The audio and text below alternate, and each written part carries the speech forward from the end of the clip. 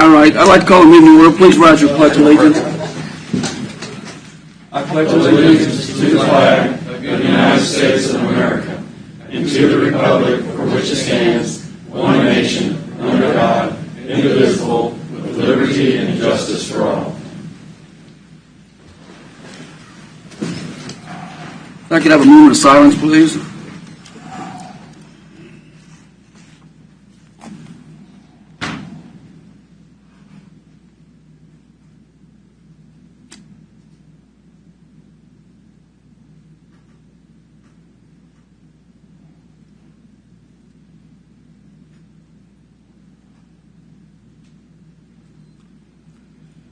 Okay, I want to welcome everybody that's here watching or will be watching. Also, if you have a cell phone, please put it on silent, cut it off, throw it out the window, give it to a deputy, but please silence it for us. On roll call, we'll be starting with Commissioner Cos today. Here. I'm here. Commissioner Smith? Here. Mr. Stephen? Here. Mr. Culberson? Here. All right. I believe there was nothing on public comment for this part, so I'll, Mark, do you have anything?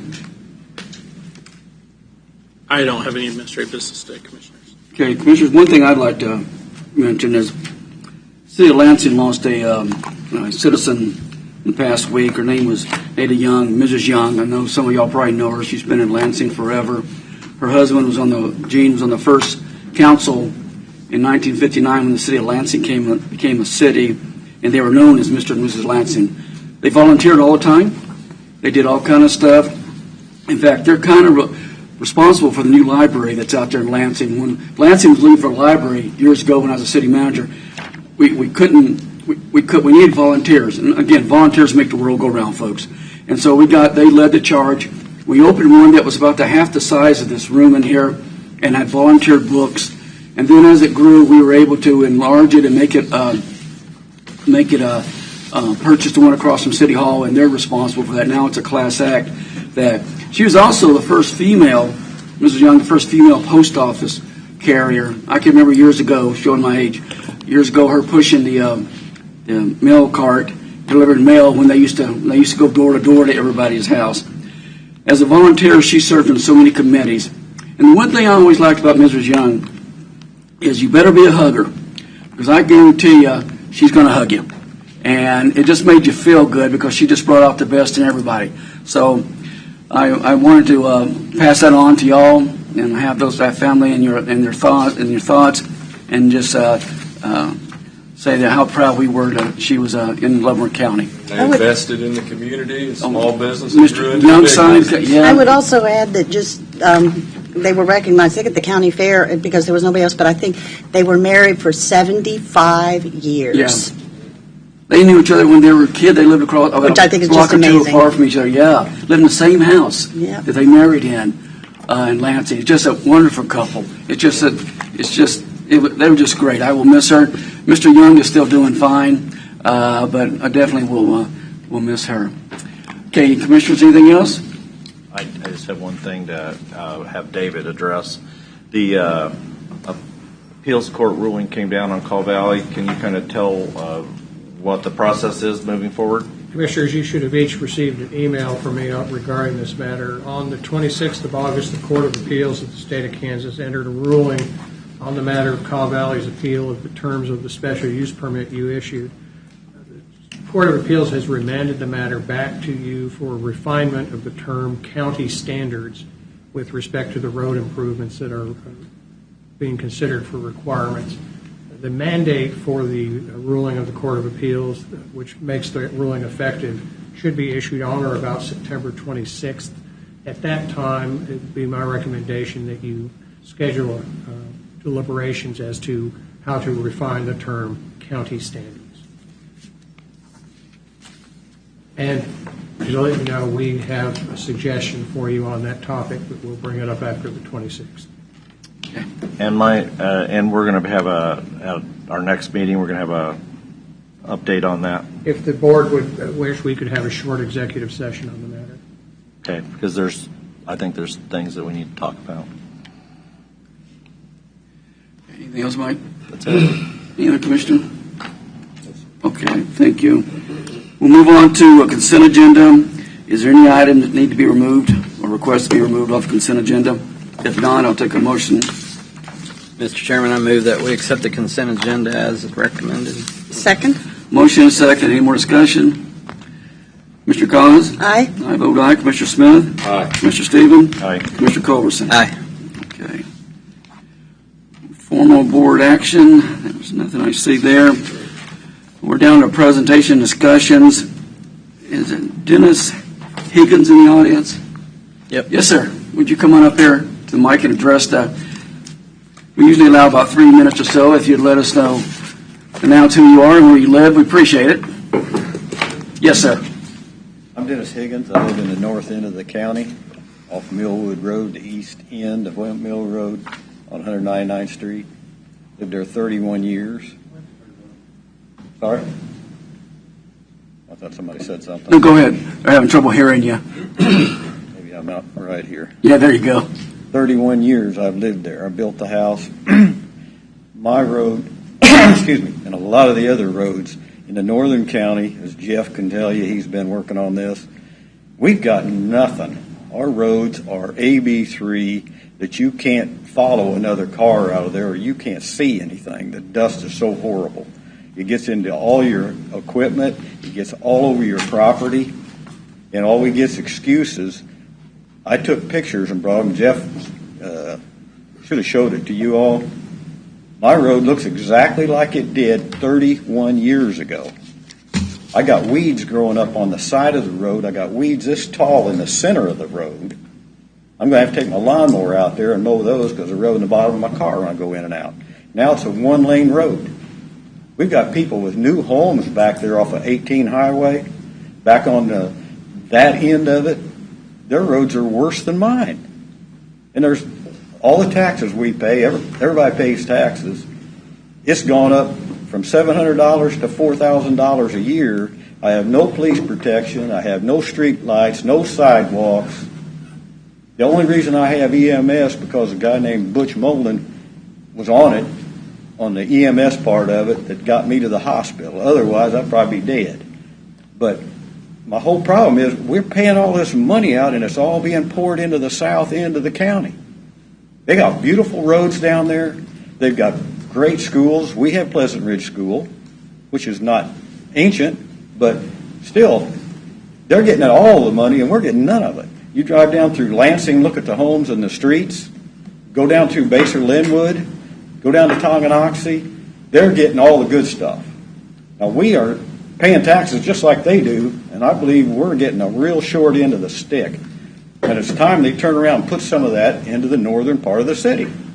I mean, I'm not talking about city proper, I'm talking about out in the county. I see a lot of the roads in town have been resurfaced, which I assume that's part of the county of District 1. But outside of that, they're doing nothing. And it's time for them to do something. This wintertime's coming up, and these roads are going to be, mine's going to be impassable because it's got dirt on what isn't dust. Anyway, that's all I've got to say. If you Sir, have any questions. No, I really appreciate that. I was able to take a tour yesterday, and you might know Danny Brown. I went up there and met with him because I wanted to. Jeff and I have been talking about we need to do something with those roads and help the northern part. And I hadn't been there in about 3 or 4 years because I used to coach football. We used to play at Pleasant Ridge and and all those places like that. And I understand your concerns, and we'll be talking about that. I totally agreed after I got through with that tour. Yeah, we even help the economy with automobiles because I drive a 2003 to a 2005 and a 2007 because I don't want to buy a new car and drive it on those roads. Well, I got a 2005 and I drive it because it's paid for. But I understand what you're saying. It costs you too much. I know, I do. I appreciate your comments, sir. Thank you. Can I add something to Yeah, that? Jeff, go ahead. So I just wanted to add something to what Mr. Higgins said. So the map that I created for you guys that showed over the last 20 years, all the gravel roads that have been paved, they were all in the south end of the county. There was 1 or 2 in the north end and dozens and dozens in the south end. So Mr. Higgins has a valid point. Yeah. We've got to pay attention to the north end of the county that's been ignored over the last 20 years. I got to see it firsthand. I think we definitely had these discussions in the last few months, and we're heading that direction. Get some take care of some of the issues up there. Thank you, I Dan. believe we had a consensus that the next road paved was going to be We in the did. district. We did. Yep. Just a comment to Go ahead, that. Mike. One thing we have prioritized, and I think we should continue to put priority on the improvement of County Road 30, because that will directly benefit the north end of the county. But that's probably only going to happen if we get matching funds. Well, I'm just saying that we Yeah, need to if move we get ahead. matching funds from the state, absolutely, but I don't. And 30 is important also. I mean, 30 is an aspect of helping the northern end Yeah. of the county. That's true.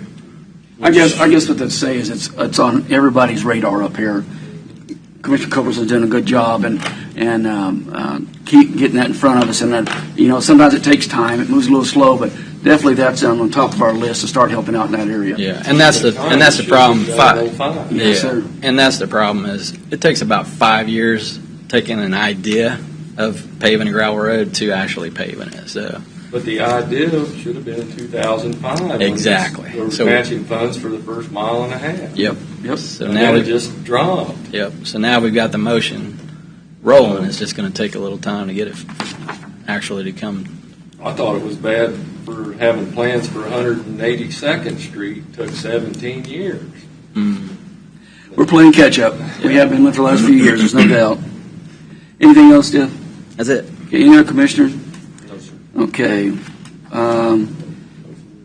Well, I need to just go around with the, see what the commissioners have anything to say first. We're down towards the end. Commissioner Cos, do you have anything? Oh, just for updates, what we did for I participated in the KCATA meeting last Wednesday afternoon, another marathon meeting. Finished at 5 o'clock. They tend to be. Yep, and then the Port Authority meeting yesterday. That was it, that's it, that's all I have. That's enough for you. Usually doing a lot of them. Okay, I just had one thing. Lansing had a special meeting last year. They're looking at purchasing ground in Lansing for a pool there or a Hampstead sales tax, not property tax, but sales tax, a user fee for the pool, and people in Lansing will be voting on that in November. I expect I'll have the city manager up here just to give an update, informative outlook of what it's going to look like probably in the next week or so. But that was the only thing they had on the special meeting. That's all I had done. Attended Bayshore City Council last week. They passed their budget at the public hearing, and the Thursday night I attended Fairmount Township, and they done the same thing, held their public hearing, passed their budget. That's all I had this week. Thank you, Tom. Mike? Well, I mentioned I had visited with Lisa Hack from the Leavenworth County Development Corporation, and we are still looking into information about Apex, the Panasonic plant that's coming into DeSoto, and folks down in the south part of the county are looking for having a town hall meeting and getting information, but we can't have an informational meeting until we have the information, and we're having a little difficulty gathering that information. So that's one thing that is still on the radar. Also, I'm going to be speaking on at 6:30 to the Elephant Club September 15th with Senator Tyson.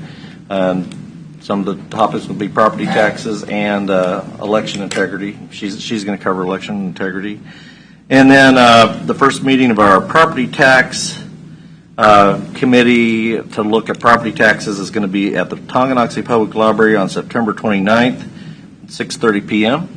And Dave Trabert from the Kansas Policy Institute is going to come and moderate that meeting. And kind of the first meeting will be to give a full explanation of the way Kansas property taxes work. And then we're going to have sort of just a discussion among the public about what the real issues are. And then hopefully moving ahead, we can figure out some proposals for reforms to give to our legislators. Got anybody from the state level, from like property tax division be there? Well, that would be a good thing. I haven't yet, but that's a good idea. That's important. Well, I think that's pretty important. If Yeah. you get somebody from the state, somebody's got a job title anyways. And that's, this is the first meeting. There'll be more meetings. That might be in a future meeting. Okay. Anything else, Mike? That's it. Thank you. Jeff? I don't have anything.